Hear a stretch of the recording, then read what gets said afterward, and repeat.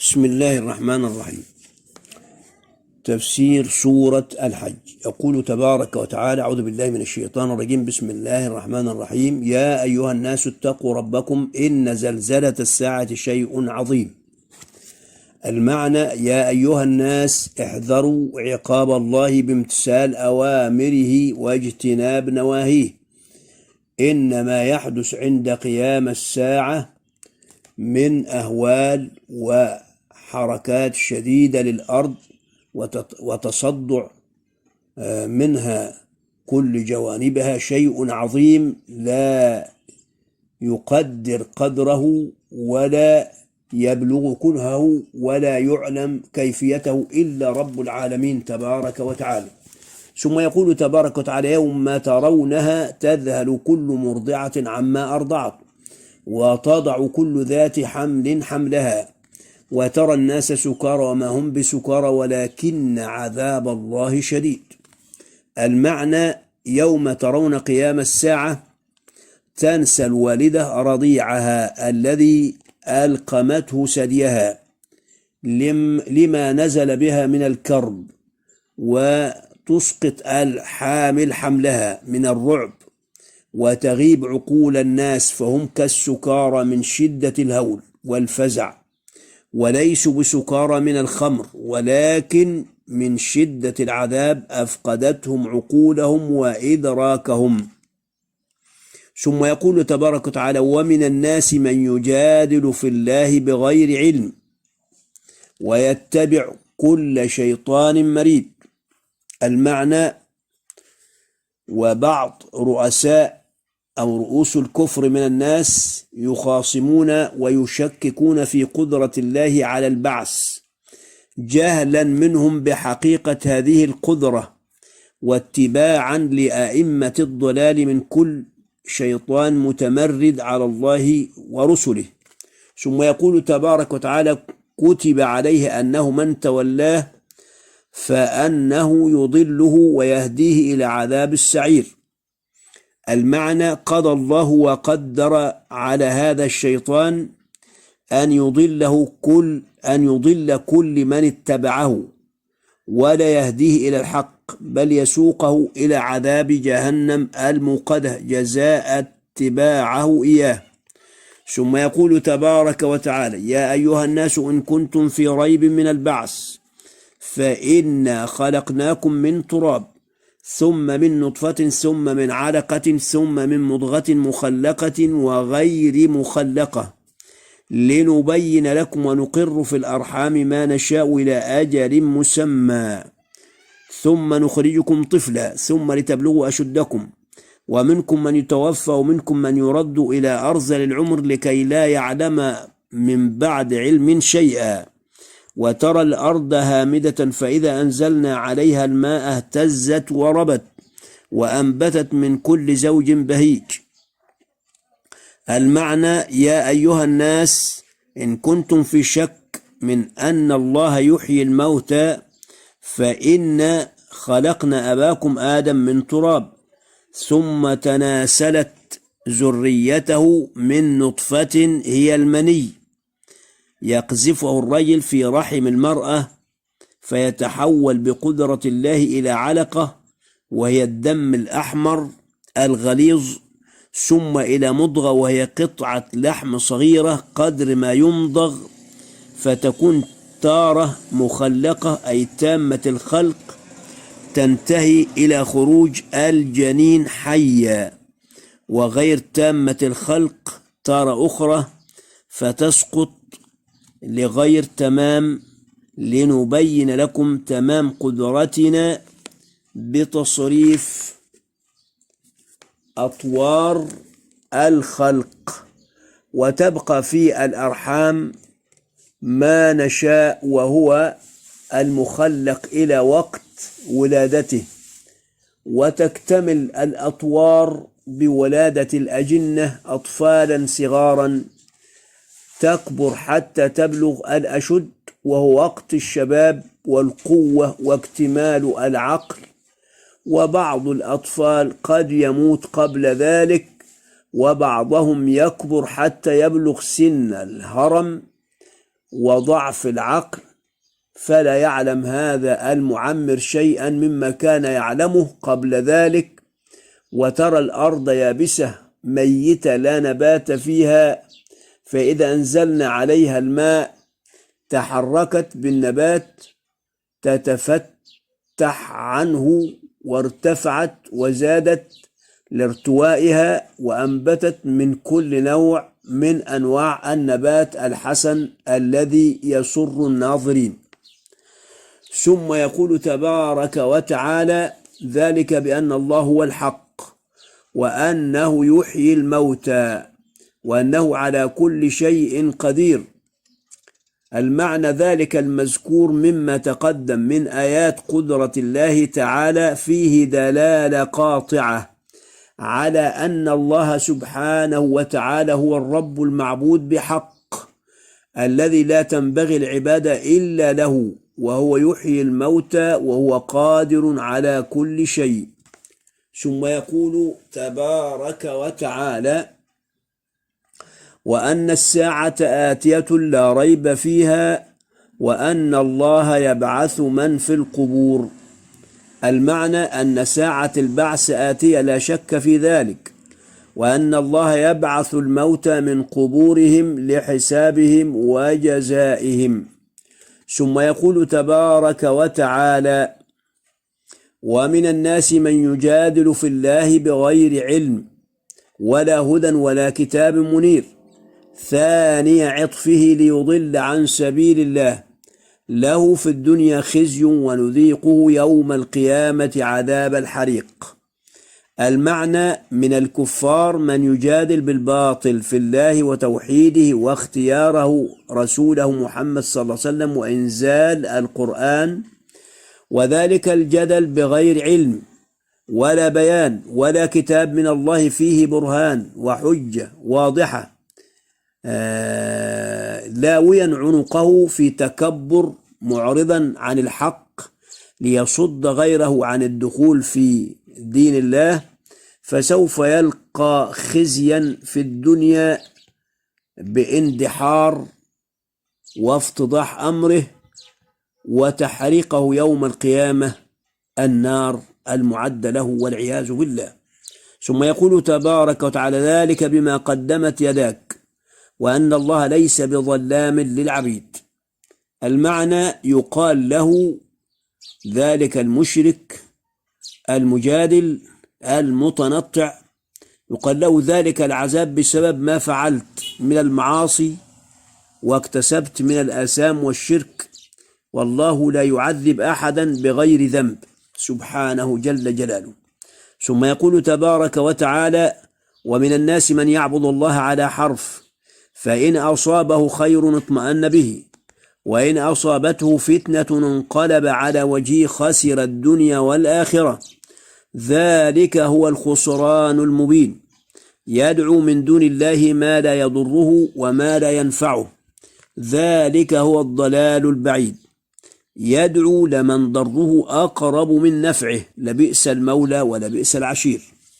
المعنى والتوضيح: ومن الناس من يدخل في الإسلام على ضعف وشك، فيعبد الله على تردد، كالذي يقف على طرف جبل أو حائط لا يتماسك في وقفته، ويربط إيمانه بدنياه، فإن عاش في صحة وسعة استمر على عبادته، وإن حصل له ابتلاء بمكروه وشدة عزى شؤم ذلك إلى دينه فرجع عنه، كمن ينقلب على وجهه بعد استقامته، فهو بذلك قد خسر الدنيا، إذ لا يغير كفره ما قدر له في دنياه، وخسر الآخرة بدخوله النار، وذلك خسران بين واضح.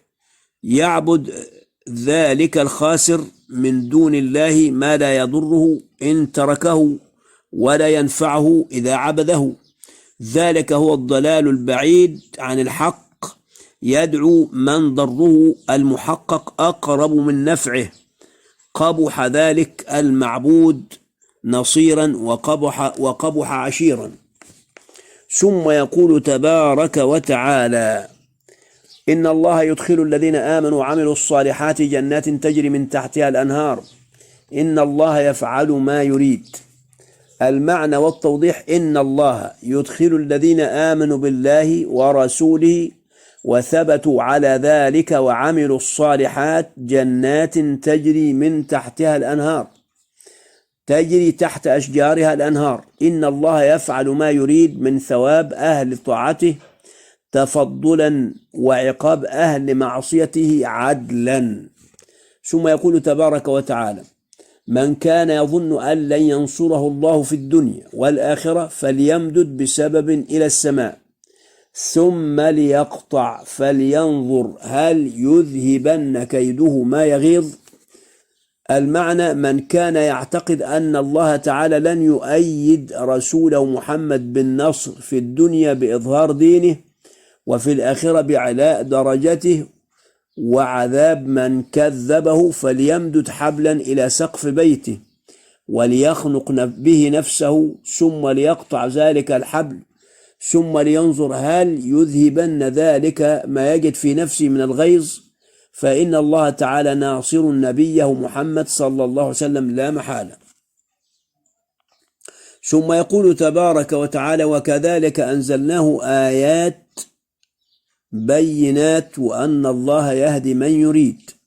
المعنى: وكما أقام الله الحجة من دلائل قدرته على الكافرين بالبعث أنزل القرآن آيات واضحة في لفظها ومعناها يهدي بها الله من أراد هدايته لأنه لا هادي سواه. ثم يقول تبارك وتعالى: إن الذين آمنوا والذين هادوا والصابئين والنصارى والمجوس والذين أشركوا إن الله يفصل بينهم يوم القيامة إن الله على كل شيء شهيد. المعنى والتوضيح: إن الذين آمنوا بالله ورسوله محمد صلى الله عليه وسلم واليهود والصابئين وهم قوم باقون على فطرتهم ولا دين مقرر لهم يتبعونه، والنصارى والمجوس وهم عبدة النار، المجوس عبدة النار، والذين أشركوا وهم عبدة الأوثان. إن الله يفصل بينهم جميعا يوم القيامة فيدخل المؤمنين الجنة ويدخل الكافرين النار. إن الله على كل شيء شهيد، شهد أعمال العباد كلها وأحصاها وحفظها وسيجازي كل بما يستحق جزاء وفاقا للأعمال التي عملوها. ثم يقول تبارك وتعالى: ألم تر أن الله يسجد له من في السماوات ومن في الأرض والشمس والقمر والنجوم والجبال والشجر والدواب وكثير من الناس وكثير حق عليه العذاب ومن يهن الله فما له من مكرم إن الله يفعل ما يشاء. هنا السجدة: سبحان الله والحمد لله ولا إله إلا الله والله أكبر ولا حول ولا قوة إلا بالله العلي العظيم.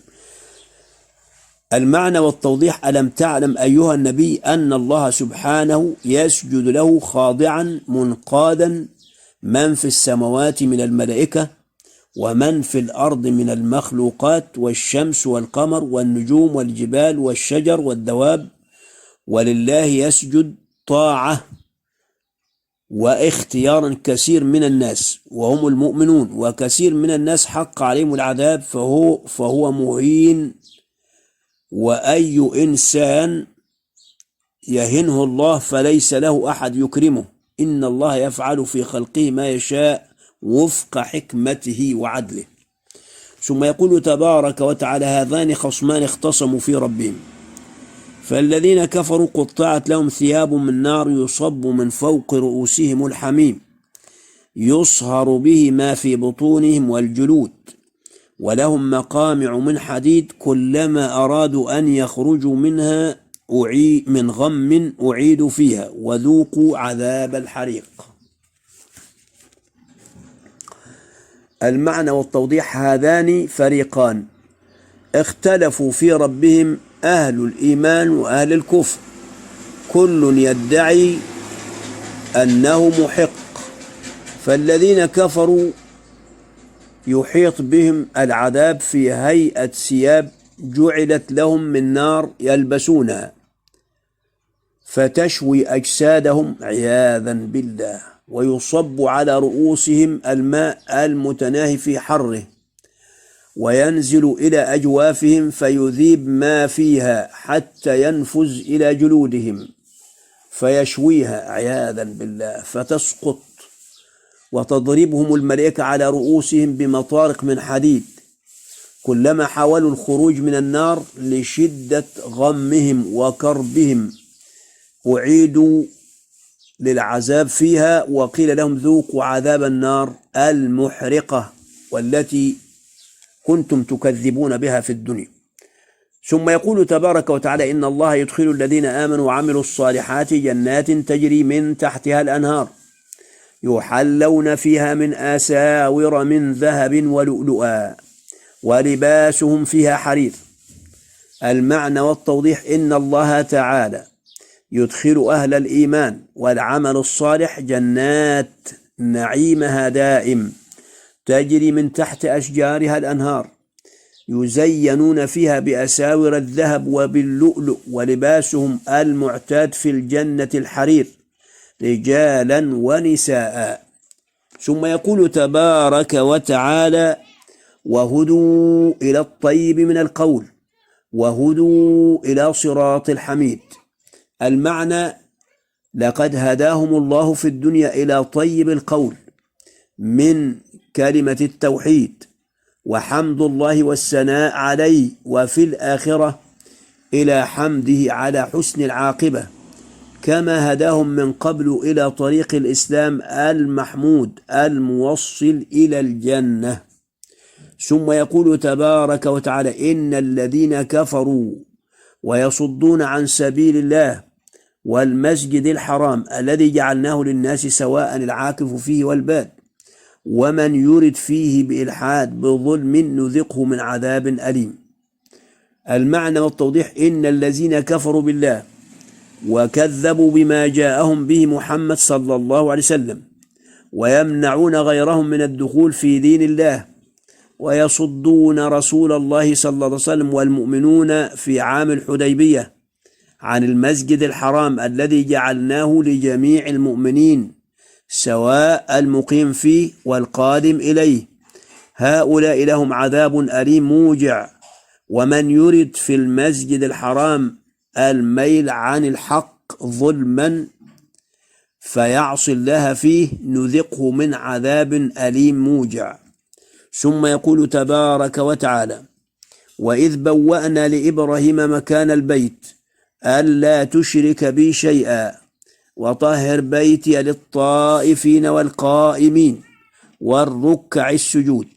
المعنى: واذكر أيها النبي إذ بينا لإبراهيم عليه السلام مكان البيت وهيأناه له وقد كان غير معروف، وأمرناه ببنائه على تقوى من الله وتوحيد وتطهيره من الكفار والبدع والنجاسات ليكون رحابا للطائفين به والقائمين المصلين عنده.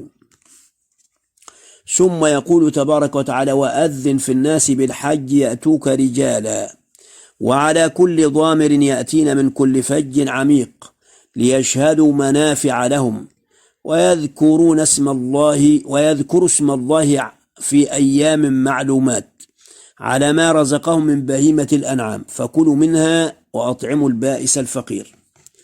المعنى: واعلم يا إبراهيم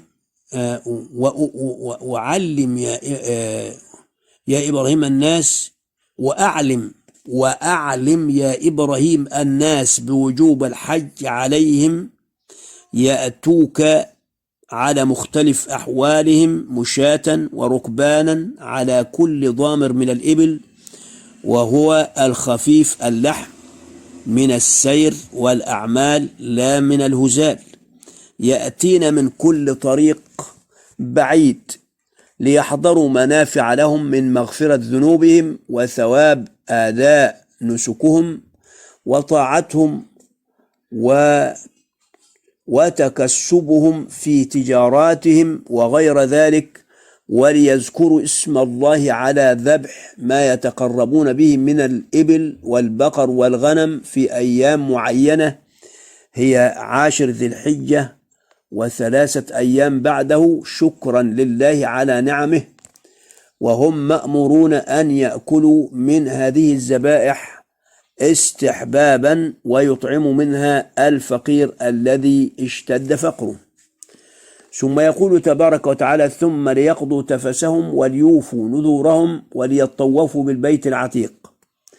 المعنى: ثم ليكمل الحجاج ما بقي عليهم من النسك بإحلالهم وخروجهم من إحرامهم، وذلك بإزالة ما تراكم من وسخ في أبدانهم وقص أظافرهم وحلق شعرهم، وليوفوا بما أوجبوه على أنفسهم من الحج والعمرة والهدايا، وليطوفوا بالبيت العتيق القديم الذي اعتقه الله من تسلط الجبارين عليه وهو الكعبة.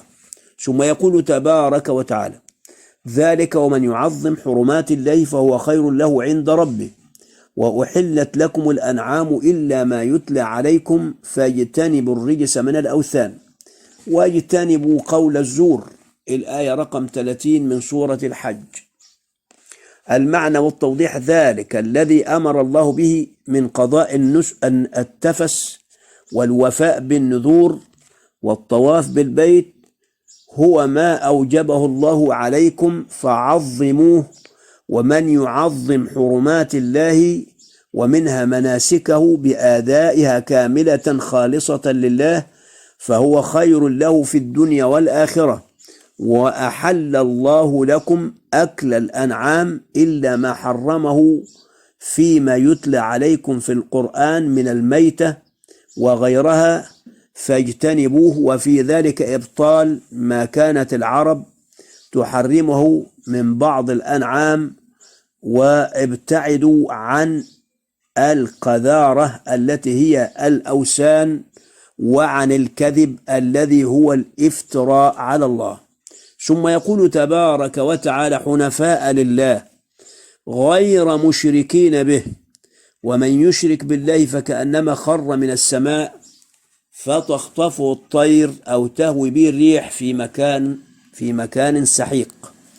المعنى: مستقيمين لله على إخلاص العمل له، مقبلين عليه بعبادته وحده وإفراده بالطاعة، معرضين عما سواه بنبذ الشرك، فإنه من يشرك بالله شيئا فمثله في بعده عن الهدى وفي هلاكه وسقوطه من رفيع الإيمان إلى حضيض الكفر وتخطف الشياطين له من كل جانب، كمثل من سقط من السماء فإما أن تخطفه الطير فتقطع أعضاءه، وإما أن تأخذه عاصفة شديدة من الريح فتقذفه في مكان بعيد. ثم يقول تبارك وتعالى: ذلك ومن يعظم شعائر الله فإنها من تقوى القلوب. المعنى: ذلك ما أمر الله به من توحيده وإخلاص العبادة له، ومن يمتثل أمر الله ويعظم معالم الدين ومنها أعمال الحج وأماكنه والذبائح التي تذبح فيه، وذلك باستحسانها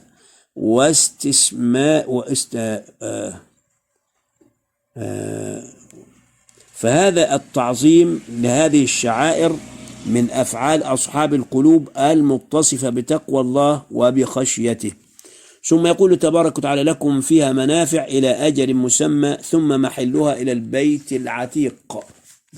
المعنى: لكم في هذه الهدايا اللي هي الذبائح منافع تنتفعون بها من الصوف واللبن والركوب وغير ذلك مما لا يضرها إلى وقت ذبحها. يعني هذا الأمر لكم تنتفع بها حتى يأتي وقت الذبح عند البيت العتيق وهو الحرم كله.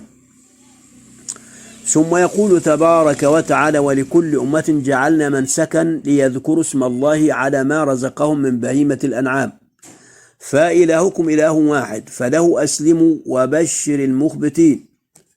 المعنى: ولكل جماعة مؤمنة سلفت جعلنا لها منسكا من الذبائح وإراقة الدماء، وذلك ليذكروا اسم الله تعالى عند ذبح ما رزقهم من هذه الأنعام ويشكر له.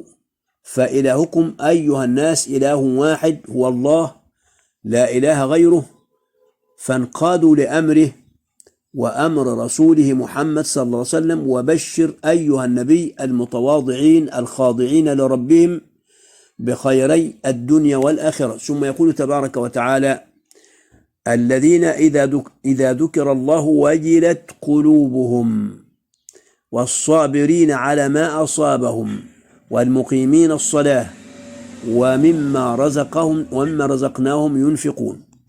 المعنى والتوضيح: هؤلاء المتواضعون الخاشعون من صفاتهم أنهم إذا ذكر الله وحده خافوا عقابه وحذروا مخالفته، وإذا أصابهم بأس وشدة صبروا على ذلك مؤملين الثواب من الله عز وجل، وأدوا الصلاة تامة وهم مع ذلك ينفقون مما رزقهم الله في الواجب عليهم من زكاة ونفقة عيال ومن وجبت عليهم نفقته، وفي سبيل الله والنفقات المستحبة والصدقات. ثم يقول تبارك وتعالى: والبدن جعلناها لكم من شعائر الله لكم فيها خير فاذكروا اسم الله عليها صواف، فإذا وجبت جنوبها فكلوا منها وأطعموا القانع والمعتر كذلك سخرناها لكم لعلكم تشكرون. المعنى والتوضيح: وجعلنا لكم نحر البدن من شعائر الدين وأعلامه لتتقربوا بها إلى الله، ولكم فيها أيها المتقربون خير في منافعها من الأكل والصدقة والثواب والأجر. فقولوا عند ذبحها بسم الله.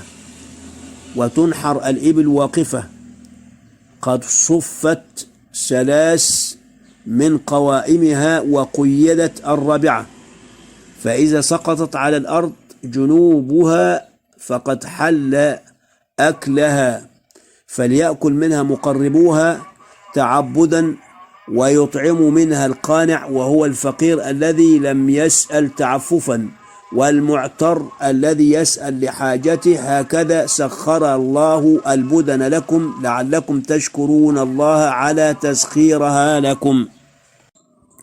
ثم يقول تبارك وتعالى: لن ينال الله لحومها ولا دماؤها ولكن يناله التقوى منكم كذلك سخرها لكم لتكبروا الله على ما هداكم وبشر المحسنين.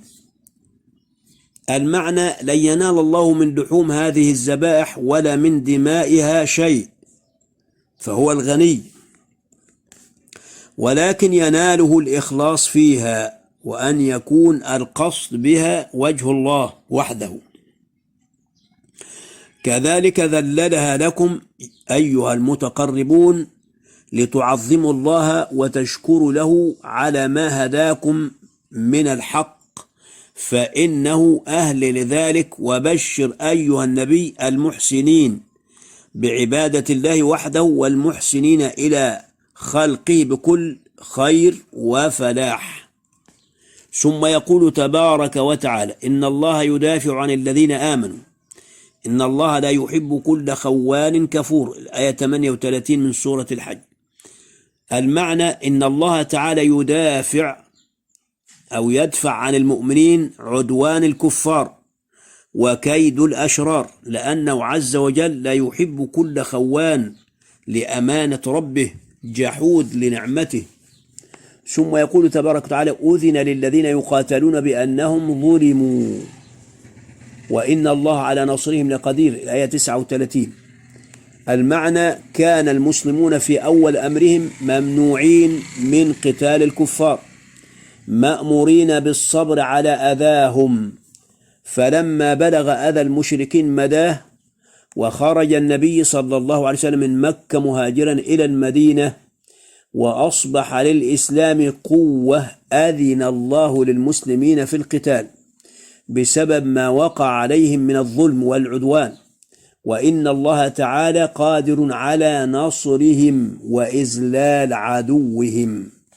ثم يقول تبارك وتعالى: الذين أخرجوا من ديارهم بغير حق إلا أن يقولوا ربنا الله ولولا دفع الله الناس بعضهم ببعض لهدمت صوامع وبيع وصلوات ومساجد يذكر فيها اسم الله كثيرا ولينصرن الله من ينصره إن الله لقوي عزيز. الآية 40 من سورة الحج. المعنى والتوضيح: الذين ألجوا إلى الخروج من ديارهم لا لشيء فعلوه إلا لأنهم أسلموا وقالوا ربنا الله وحده، ولولا ما شرعه الله من دفع الظلم والباطل بالقتال لهزم الحق في كل أمة ولخربت الأرض وهدمت فيها أماكن العبادة من صوامع الرهبان وكنائس النصارى ومعابد اليهود ومساجد المسلمين التي يصلون فيها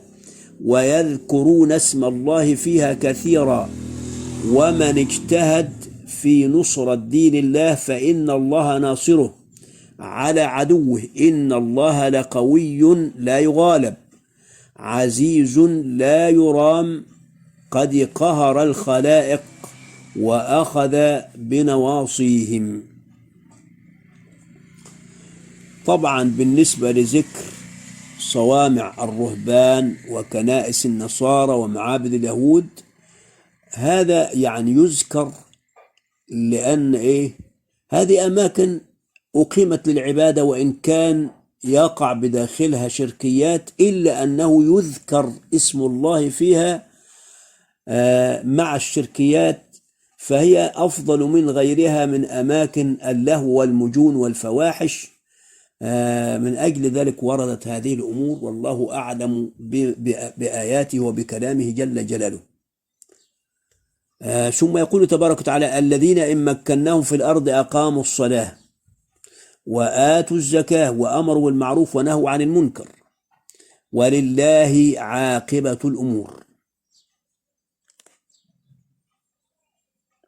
المعنى والتوضيح: الذين وعدناهم بنصرنا هم الذين إن مكناهم في الأرض واستخلفناهم فيها بإظهارهم على عدوهم أقاموا الصلاة بأدائها في أوقاتها بحدودها وأخرجوا زكاة أموالهم إلى أهلها وأمروا بكل ما أمر الله به من حقوقه وحقوق عباده ونهوا عن كل ما نهى الله عنه ورسوله، ولله وحده مصير الأمور كلها والعاقبة للتقوى. ثم يقول تبارك وتعالى: وإن يكذبوك فقد كذب قبلهم قوم نوح وعاد وثمود وقوم إبراهيم وقوم لوط وأصحاب مدين وكذب موسى فأمليت للكافرين ثم أخذتهم فكيف كان نكير. ثم يقول تبارك وتعالى: وإن يكذبوك فقد كذبت قبلهم قوم نوح وعاد وثمود وقوم إبراهيم وقوم لوط وأصحاب مدين وكذب موسى فأمليت للكافرين ثم أخذتهم فكيف كان نكير. المعنى: وإن يكذبك قومك أيها الرسول فقد سبقهم في تكذيب الرسل قوم نوح وعاد وثمود وقوم إبراهيم وقوم لوط وأصحاب مدين الذين كذبوا شعيبا، وكذب فرعون وقومه موسى، فلم أعاجل هذه الأمم بالعقوبة بل أمهلتم ثم أخذت كل منهم بالعذاب فكيف كان إنكاري عليهم كفرهم وتكذيبهم وتبديل ما كان بهم من نعمة بالعذاب والهلاك.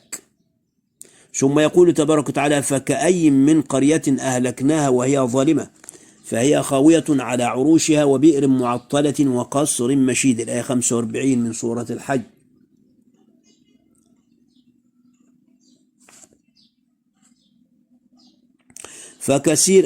فكثير من القرى الظالمة بكفرها أهلكنا أهلها فديارهم مهدمة خلت من سكانها وأبارها لم يستقى منها وقصورها العالية المزخرفة لم تدفع عن أهلها سوء العذاب.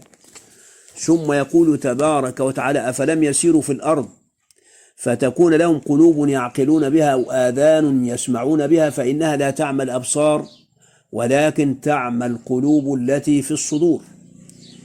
المعنى والتوضيح أفلم يسر المكذبون من قريش في الأرض ليشاهدوا آثار المهلكين فيتفكروا بعقولهم فيعتبروا ويسمعوا أخبارهم سماع تدبر فيتعظون، فإن العمى ليس عمى البصر وإنما العمى المهلك هو عمى البصيرة عن إدراك الحق والاعتبار. ثم يقول تبارك وتعالى ويستعجلونك بالعذاب ولن يخلف الله وعده وإن يوما عند ربك كألف سنة مما تعدون. المعنى ويستعجلك أيها الرسول كفار قريش لشدة جهلهم بالعذاب الذي أنذرتهم به لما أصروا على الكفر، ولن يخلف الله ما وعدهم به من العذاب فلا بد من وقوعه، وقد عجل لهم في الدنيا ذلك في يوم بدر. وإن يوما من الأيام عند الله وهو يوم القيامة كألف سنة مما تعدون من سنين الدنيا. ثم يقول تبارك وتعالى وكأي من قرية أمليت لها وهي ظالمة ثم أخذتها وإلي المصير. المعنى وكثير من القرى كانت ظالمة بإصرار أهلها على الكفر فأمهلتهم ولم أعاجلهم بالعقوبة فاغتروا ثم أخذتهم بعذابي في الدنيا بغتة وإلى مرجعهم بعد هلاكهم فأعذبهم بما يستحقون. ثم يقول تبارك وتعالى قل يا أيها الناس إنما أنا لكم نذير مبين فالذين آمنوا وعملوا الصالحات لهم مغفرة ورزق كريم والذين سعوا في آياتنا معاجزين أولئك أصحاب الجحيم. الآية 51 من سورة الحج والآية 49 و50 و51.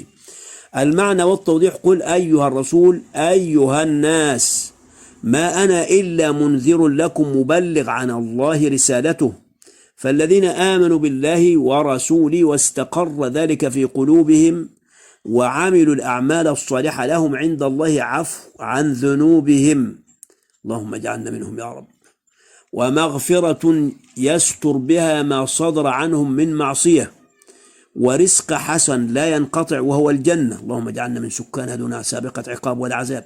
والذين اجتهدوا في الكيد لإبطال آيات القرآن بالتكذيب مشقين مغالبين أولئك هم أهل النار الموقدة يدخلونها ويبقون فيها أبدا عياذا بالله.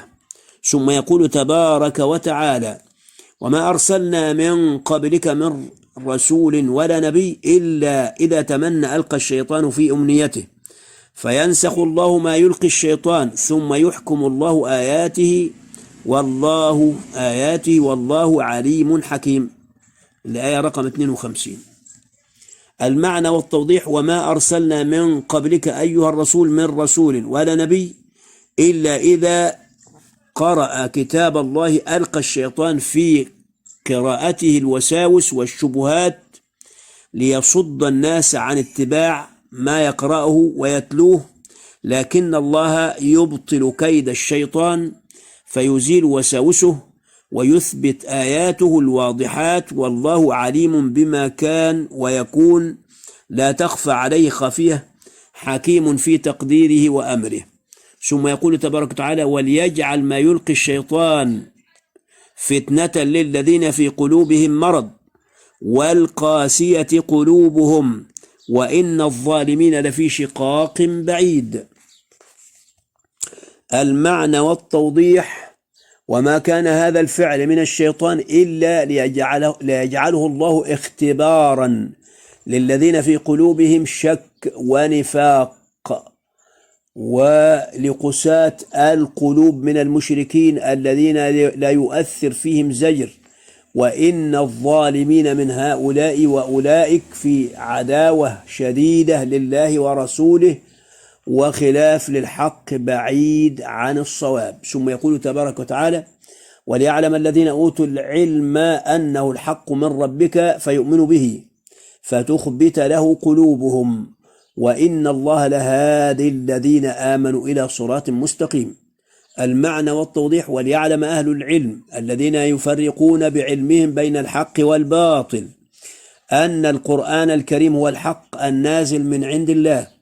عليك أيها الرسول لا شبهة فيه ولا سبيل للشيطان إليه، فيزداد به إيمانهم وتخضع له قلوبهم، وإن الله لهادي الذين آمنوا به وبرسوله إلى طريق الحق الواضح وهو الإسلام ينقذهم به من الضلال. ثم يقول تبارك وتعالى: ولا يزال الذين كفروا في مرية منه حتى تأتيهم الساعة بغتة أو يأتيهم عذاب يوم عقيم. المعنى: ولا يزال الكافرون المكذبون في شك مما جئتهم به من القرآن إلى أن تأتيهم الساعة فجأة وهم على تكذيبهم، أو يأتيهم عذاب يوم لا خير فيه وهو يوم القيامة. ثم يقول تبارك وتعالى: الملك يومئذ لله يحكم بينهم فالذين آمنوا وعملوا الصالحات في جنات النعيم. اللهم اجعلنا منهم يا رب دون سابقة عقاب ولا عذاب يا الله. والذين كفروا وكذبوا بآياتنا فأولئك لهم عذاب مهين. المعنى والتوضيح: الملك والسلطان في يوم القيامة لله وحده، وهو سبحانه يقضي بين المؤمنين والكافرين. فالذين آمنوا بالله ورسوله وعملوا الأعمال الصالحة لهم النعيم الدائم في الجنات، والذين جحدوا وحدانية الله وكذبوا رسوله وأنكروا آيات القرآن فأولئك لهم عذاب يخزيهم ويهينهم في جهنم.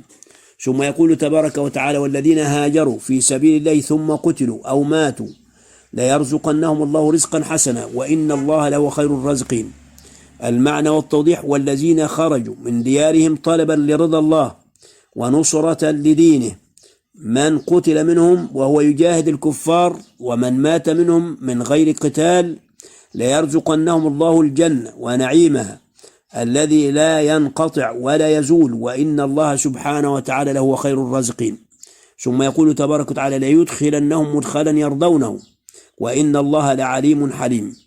المعنى: ليدخلنهم الله المدخل الذي يحبونه وهو الجنة، وإن الله لعليم بمن يخرج في سبيله ومن يخرج طلبا للدنيا، حليم عن من عصاه فلا يعاجله بالعقوبة. ثم يقول تبارك وتعالى: ذلك ومن عاقب بمثل ما عوقب به ثم بغي عليه لينصرنه الله إن الله لعفو غفور. الآية رقم 60 من سورة الحج. المعنى: ذلك الأمر الذي قصصنا عليك من إدخال المهاجرين الجنة ومن اعتدي عليه وظلم فقد أذن له أن يقابل الجاني بمثل فعلته ولا حرج عليه، فإذا عاد الجاني إلى إيذائه وبغى فإن الله ينصر المظلوم المعتدى عليه، إذ لا يجوز أن يعتدى عليه بسبب انتصافه لنفسه. إن الله لعفو غفور يعفو عن المذنبين فلا يعاجلهم بالعقوبة ويغفر ذنوبهم. ثم يقول تبارك وتعالى: ذلك بأن الله يولج الليل في النهار ويولج النهار في الليل وأن الله سميع بصير. المعنى: ذلك الذي شرع لكم تلك الأحكام، ذلك الذي شرع لكم تلك الأحكام العادلة هو الحق، هو القادر على ما يشاء، ومن قدرته أنه يدخل ما ينقص من ساعات الليل في ساعات النهار، ويدخل ما انتقص من ساعات النهار في ساعات الليل، وأن الله سميع لكل صوت بصير بكل فعل لا يخفى عليه شيء. ثم يقول تبارك وتعالى: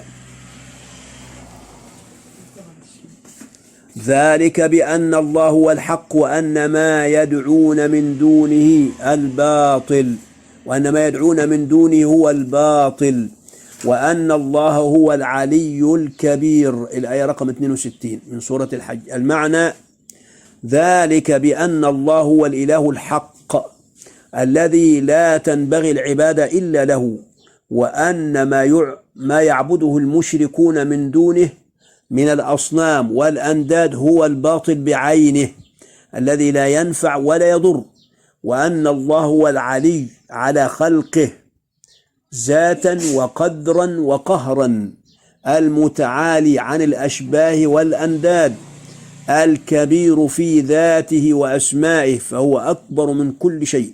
تبارك الله رب العالمين. ثم يقول تبارك وتعالى: ألم تر أن الله أنزل من السماء ماء فتصبح الأرض مخضرة إن الله لطيف خبير. المعنى: ألم تر أيها النبي أن الله أنزل من السماء مطرا فتصبح الأرض مخضرة بما ينبت فيها من النبات، إن الله لطيف بعباده باستخراج النبات من الأرض بذلك الماء خبير بمصالحهم. ثم يقول تبارك وتعالى: له ما في السماوات وما في الأرض وإن الله لهو الغني الحميد. المعنى: لله سبحانه وتعالى ما في السماوات والأرض خلقا وملكا وعبودية، كل محتاج إلى تدبيره وإفضاله. إن الله لهو الغني الذي لا يحتاج إلى شيء، المحمود في كل حال. تبارك الله. ثم يقول تبارك وتعالى: ألم تر أن الله سخر لكم ما في الأرض والفلك تجري في البحر بأمره ويمسك السماء أن تقع على الأرض إلا بإذنه إن الله بالناس لرؤوف رحيم. المعنى: ألم تر أن الله تعالى ذلل لكم ما في الأرض من الدواب والبهائم والزروع والثمار والجماد لركوبكم وطعامكم وكل منافعكم، كما ذلل لكم السفن تجري في البحر بقدرته وأمره فتحملكم مع أمتعتكم إلى حيث تشاءون من البلاد والأماكن، وهو الذي يمسك السماء فيحفظها حتى لا تقع على الأرض فيهلك من عليها إلا بإذنه سبحانه تبارك وتعالى. إن الله بالناس لرؤوف رحيم فيما سخر لهم من هذه الأشياء وغيرها تفضلا منه عليهم. ثم يقول تبارك وتعالى: وهو الذي أحياكم ثم يميتكم ثم يحييكم إن الإنسان لكفور. المعنى: هو الله تعالى الذي أحياكم بأن أوجدكم من العدم ثم يميتكم عند انقضاء أعماركم ثم يحييكم بالبعث لمحاسبتكم على أعمالكم. إن الإنسان لجحود لما ظهر من الآيات الدالة على قدرة الله ووحدانيته. ثم يقول تبارك وتعالى: لكل أمة جعلنا منسكا هم ناسكوه فلا ينازعنك في الأمر وادع إلى ربك إنك لعلى هدى مستقيم. المعنى: لكل أمة من الأمم الماضية جعلنا شريعة وعبادة وأمرناهم بها فهم عاملون بها فلا ينازعنك أيها الرسول هؤلاء المشركين في شريعتك وما أمرك الله به في المناسك وأنواع العبادات كلها، وادع إلى توحيد ربك وإخلاص العبادة له واتباع أمره إنك لعلى دين قويم لا اعوجاج فيه. تبارك الله رب العالمين. ثم يقول تبارك وتعالى وإن جادلوك فقل الله أعلم بما تعملون.